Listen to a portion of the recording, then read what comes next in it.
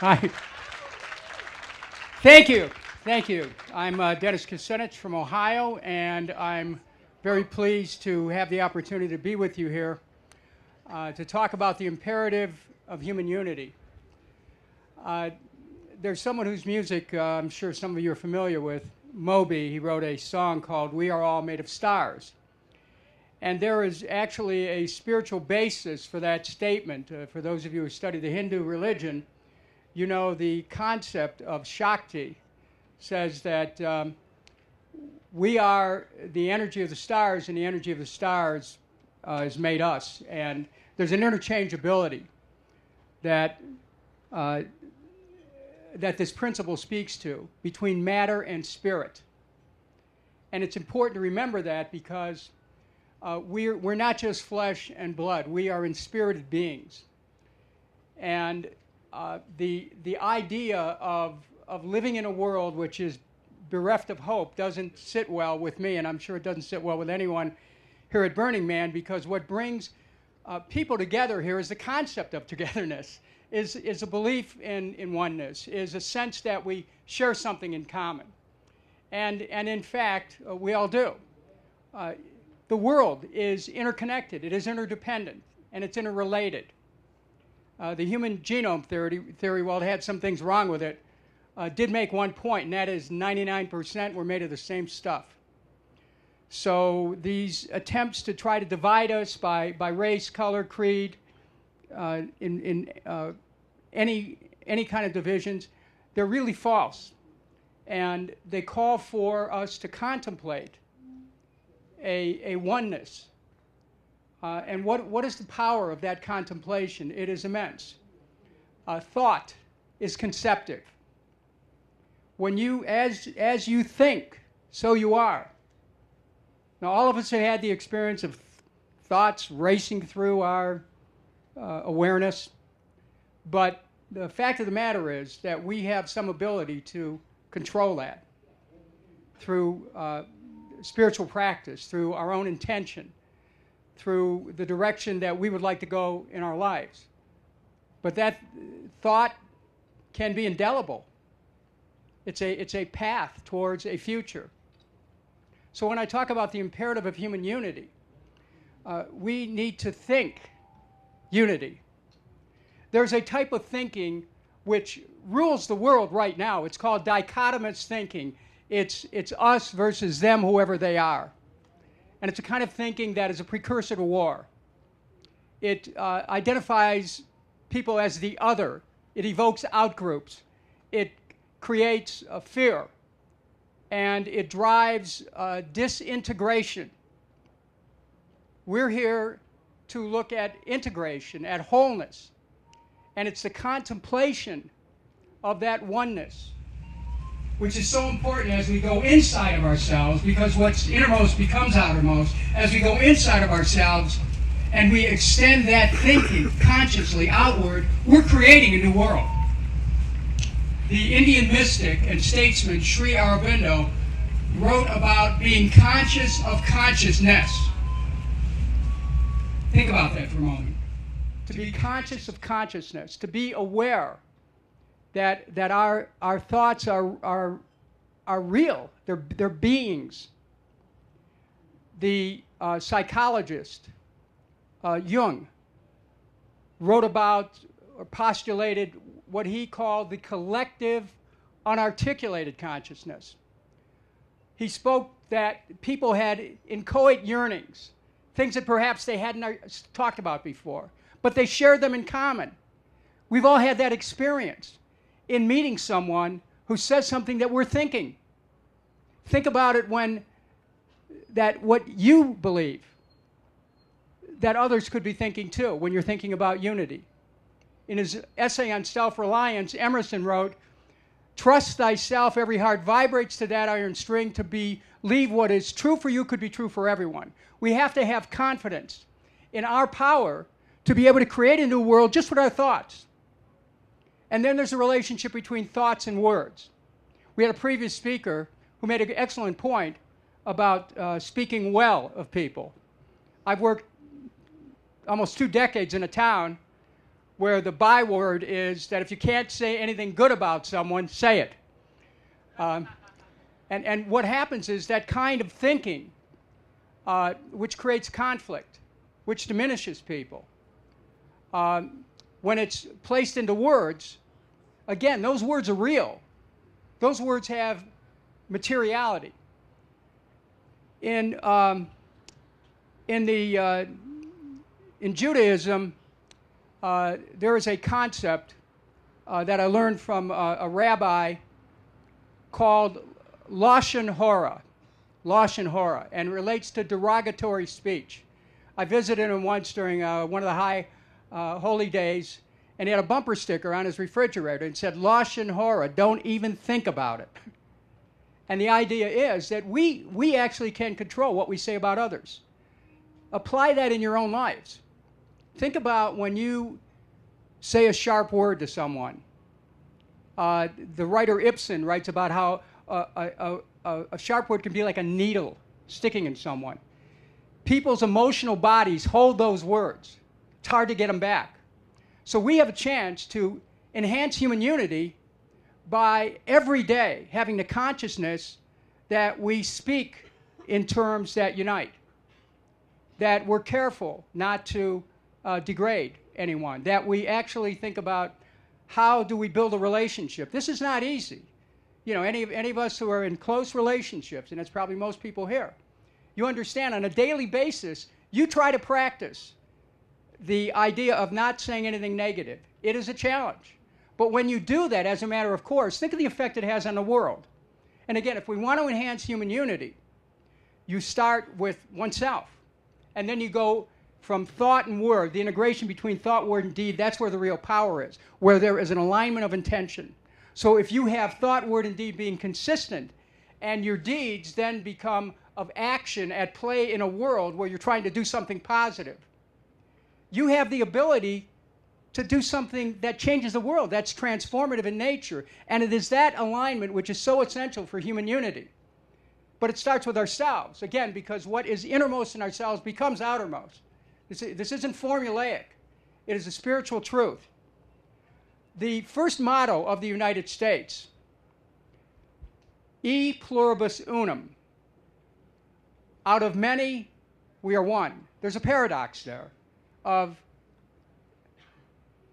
multiplicity in oneness, and of trying to contemplate how we can protect our own individuality and still merge into a whole picture. It's those paradoxes that we live out and have the opportunity to bring the truth forward as we understand that even the United States itself wasn't about the unity of geographical territories called states. It was about human unity, essentially. It wasn't about a nation state, because we're living in an era where the nation state is starting to outlive its usefulness. But what we are is seeing a merging going on at our level among people. And the unity is not just among people, it's a unity with ourselves and the land. We're here on the playa. The Indian chief Seattle said, the earth doesn't belong to us, we belong to the earth. And the thinking was we have a responsibility to protect the earth and become one with nature. The separation that we've had from the natural world is part of one of the great misunderstandings that we have, of a misunderstanding of the nature of the material world. We think that the material world is has no, that what we do may not necessarily have an effect. We're all affecting what happens in the material world. Every one of us makes choices that either protects the environment or undermines it. So when we're talking about human unity, we're really talking about unity with all beings, unity with the sky, unity with the land, unity with the water. But to do it from a uniquely position of a human being who's consciously aware of the impact of our presence on the planet. The idea of human unity starts with how do you communicate it? You can communicate it through thought, word, and deed, but there's another organ of communication that I want to share with you. and that is the human heart. I practice a spiritual discipline known as Agni Yoga. It's heart-centered yoga. It's not about doing stretches or exercises. It's a spiritual exercise of meditation which contemplates the power of the human heart to change anything. That the heart is an organ of transformation. That the heart is multi-sensate, that it hears all. Think of the power of your heart. Think of what you feel with your heart. The heart feels all. The heart sees all. And when you trust that, you then connect with the world and you unite with the world on the level of the heart.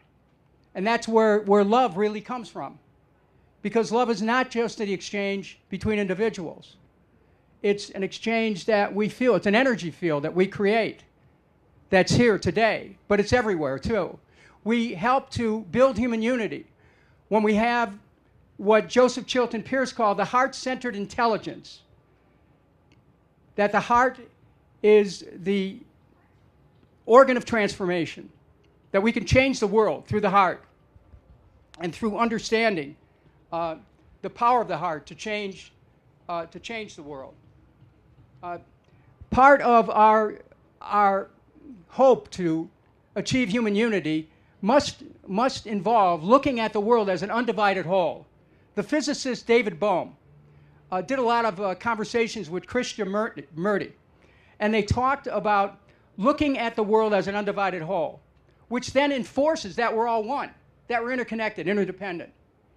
We have the technology available right now. You could pick up a cell phone, call anywhere in the world. You could send a text message instantaneously anywhere in the world. You can get on a plane and fly anywhere in the world within a matter of 10, 15 hours. But how long does it take to journey through the center of the human heart? Because that's the question that we have to ask when we talk about how do we create a shift in the world towards human unity. To be ready to communicate with people heart to heart, especially with people with whom we may disagree. So the barriers to unity are a nature of the misunderstanding of, or the misunderstanding of the nature of the material world. To think that there's only so much for so many people, and we forget about the rest. To basically bless a wretched condition where wealth accelerates upwards and so many people are left behind. The truth is, as physicists will tell you, the universe is expanding. And if the universe is expanding, then we have proof here that wealth has the capacity to expand, not by plundering the earth, but by using our creativity. And what we see here at Burning Man is a good example of how creative endeavor matched the highest expression of human intelligence and creativity has the ability to create new worlds. A previous speech.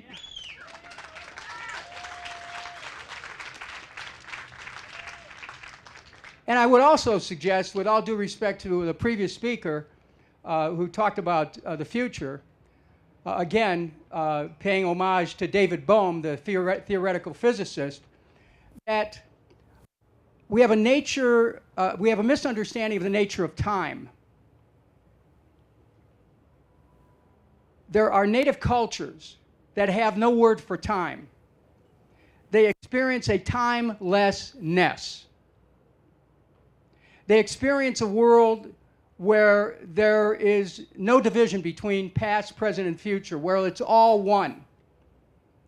When I came to the threshold of the playa 2 days ago, I felt that, because you can get a feeling that we're inhabiting a future from the present moment. And in a second, it's past. But when you see that unity of past, present, and future, we don't worry about what's going to happen. We then focus on creating, moving forward. It's not about regrets. It's about summoning our power to transform the world in the moment. And also, there are physicists who talk about this particles called gluon, which exist in a subatomic state. You can't see them, but they help hold together the material world. But here's the importance of that. We have the power to be able to call forward from the unseen what is seen, to call forward a new world from a world that is unseen. It already exists at a subatomic level. We call it forward, we name it, we set it into motion. This is what it means to be a human being, to have the potential for creativity. And as we unite, as the energies of conflict are dissipated, it gives us enormous power for transformation. We're at a moment of transformation in our culture. We have to quicken the impulse to unity and to move from domination to cooperation. And so human unity has a biological imperative. We all want to survive. It has a social imperative. We must work together to meet the challenges which face our society. But it's also, we're moving along an evolutionary pathway. And I'd like you to think about this in your own experience.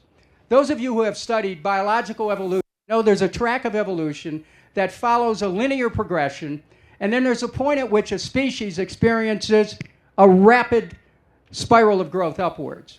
Now, if you take that concept of biological evolution and you match it to social evolution, you're right here on the playa. Because what happens is, through social revolution, we have the ability to self-consciously propel ourselves into an unknown future that we can actually craft, because we have the ability to get to the point where we propel ourselves on an upward spiral. The word for that is punctuated equilibrium, that break in the linear progression where a species moves upwards. We're the only species that have the ability to use our consciousness to create a new condition. And when you see what happens here with the differences that are being drawn forth from new paradigms in texture, in sound, in light, in form, we see a new world being created. The poet Tennyson lived in an era where there was a lot of conflict, but he offered people some solace about our ability to change things. And he said this: "Come, my friends, 'tis not too late to seek a newer world.